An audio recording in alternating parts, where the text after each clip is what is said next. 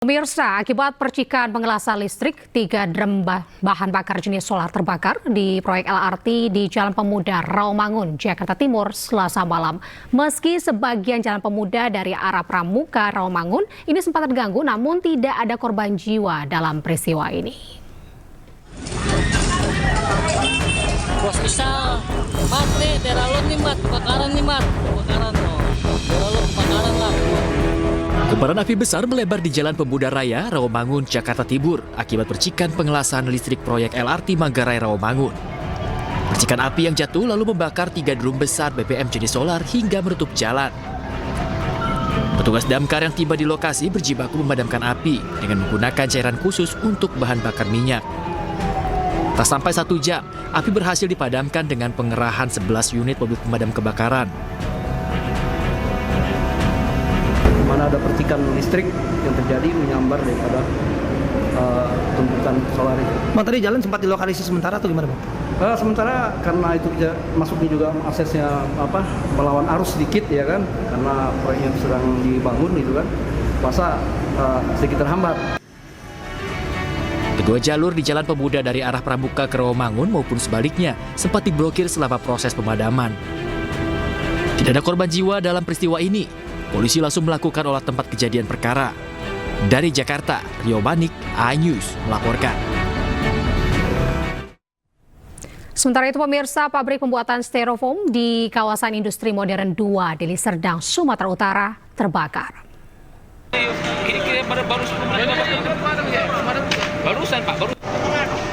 Kobaran api dan kepulan asap hitam pekat menyelimuti pabrik pembuatan styrofoam PT Suger yang terbakar di kawasan Jalan Pulau Tanah Masa 2, Deli Serdang, Sumatera Utara.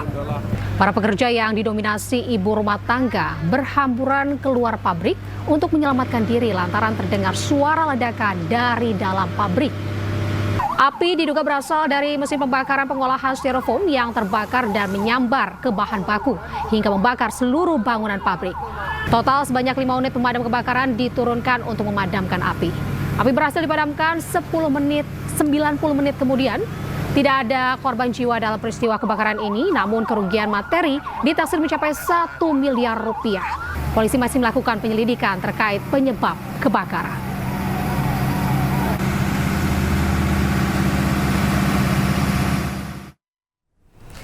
Pemirsa, warga desa Banyu Urip, Kabupaten Gresik, Jawa Timur digemparkan oleh penemuan kerangka manusia di dalam mobil yang terparkir di asrama Polsek Ujung Pangkah. Pihak kepolisian masih menyelidiki identitas kerangka dan misteri kematian korban.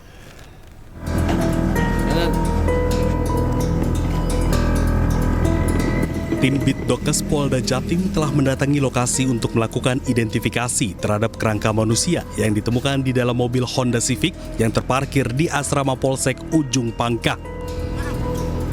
Petugas membawa 3 unit koper berisi peralatan otopsi dan uji DNA. Saat pintu mobil dibuka, aroma tidak sedap langsung tercium.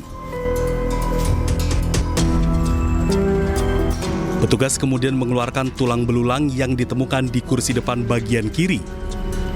Potongan tulang serta selembar sarung yang ada di dalam mobil kemudian dikumpulkan sebagai barang bukti untuk pemeriksaan lebih lanjut.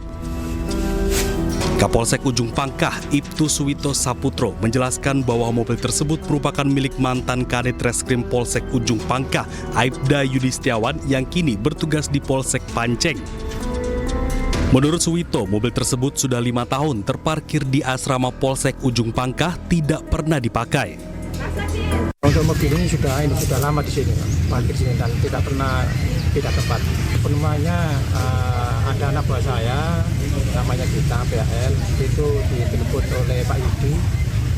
Jadi suruh ngecek kendaraannya, apa kendaraannya masih bisa dibuka. Setelah kendaraannya dibuka, ditemukan ada kerangka manusia. Pak Yudi itu sebelum di Polsek Panceng pernah di Polsek Jepangga. Kurang lebih itu 2 tahun lah, 2 tahun kurang 3 bulan 2 tahun. Tapi masih kadang itu kesini. Kasus ini masih menjadi perhatian masyarakat sekitar yang penasaran dengan jasad tersebut berada dalam mobil selama bertahun-tahun. Dari Gresik, Jawa Timur, Agus Ismanto, iNews melaporkan. Pemirsa, mahasiswa berunjuk rasa mendesak Kapolres Ngada terduga pelaku asusila AKBP Fajar Widya Dharma dihukum berat. Sebelumnya, video AKBP Fajar diduga mencabuli 3 anak di bawah umur tersebar di dunia maya. Kejahatan, kekejian yang dilakukan di Kapolres ini. Mahasiswa menggelar unjuk rasa mendesak kasus yang menjerat Kapolres Ngada sekaligus terduga pelaku asusila AKBP Fajar Widya Dharma diusut tuntas. Mahasiswa juga meminta pelaku segera dipecat dari kepolisian dan ditetapkan sebagai tersangka. Para mahasiswa ini kemudian menggelar audiensi dengan sejumlah anggota Polres Ngada. Itu merupakan pelanggaran berat, itu merusak citra baik dari Kepolisian Republik Indonesia. Tapi kami Gerakan Mahasiswa Nasional Indonesia mau menyampaikan, kami mau menekan agar kemudian rentetan kasus yang dilakukan oleh Kepolisian Republik Indonesia harus selesai sampai di saudara Fajar Widya Dharma, agar kemudian masyarakat tetap mengedepankan kehormatannya terhadap pihak Kepolisian Republik Indonesia. Sebelumnya, Kapolres Ngada AKBP Fajar Widya Dharma diduga mencabuli 3 anak di bawah umur. Kasus ini pertama kali dilaporkan oleh Kepolisian Federal Australia kepada pemerintah Indonesia Januari lalu. Aksi bejat ini diketahui usai video yang merekam aksi bejat pelaku tersebar di dunia maya. Sementara itu, dari hasil tes urin, AKBP Fajar positif mengkonsumsi narkoba. Dari Ngada, Nusa Tenggara Timur, Joni Nura, iNews melaporkan. Pemirsa, Dirjen Pemasyarakatan mendatangi Lapas Kutacane, Aceh usai puluhan narapidana kabur pada Senin malam. Pihaknya menyebut kondisi lapas sudah over kapasitas.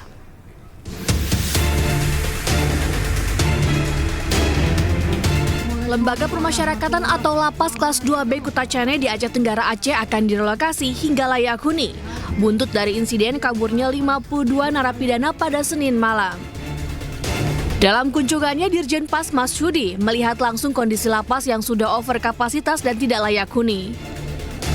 Lapas menampung sebanyak 362 warga binaan, sedangkan kapasitas ruang lapas tersebut hanya mampu menampung 85 warga binaan saja. Dirjen Pas Masyudi mengatakan sebagian tahanan akan direlokasi ke lapas-lapas terdekat. Ini penghuninya sebetulnya tuh hanya 80. Namun sekarang dihuni sebesar 362 warga. Nah, ini sudah 300%. Jadi lokasinya untuk di kamar nggak bisa, hanya mengandalkan dengan tenda. Dan ini ada sebagian sudah kita geser ke Kuala Simpang. Kita yang mana yang akan lebih kosong kita akan geser lebih pelan untuk kita geser supaya kapasitas ini akan berkurang.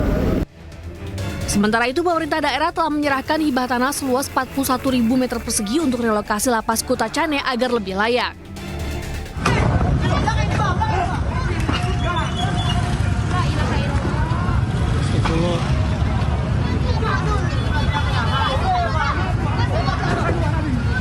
Sebelumnya, puluhan warga binaan kelas 2B Kutacane Aceh Tenggara melarikan diri dari tahanan. Warga sekitar yang melihat kejadian itu pun heboh dan mencoba menghentikan upaya kabur para tahanan. Pasca kejadian, sejumlah petugas lapas dan kepolisian pun memperketat keamanan lapas dan memburu para tahanan yang melarikan diri.